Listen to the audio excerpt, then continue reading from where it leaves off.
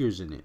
And when you're up close to the landscape, you really are trying to figure it out. When you pull back, the whole painting comes together. It's almost kind of like it just appears out of nowhere. And even though this is not a landscape, and I'm not entirely going for that feeling, because I don't want you to have to pull back too far from this painting. First of all, this painting is much smaller than the one that I'm talking about, so you won't get that feeling.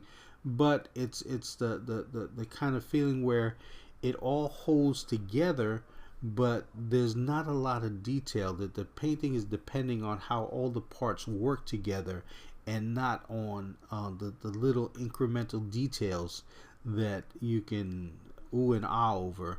And I don't want to, I don't, that's not what I want to accomplish in this painting. I don't want to get into, you want to know when your painting is done, but you want to also be satisfied with the results.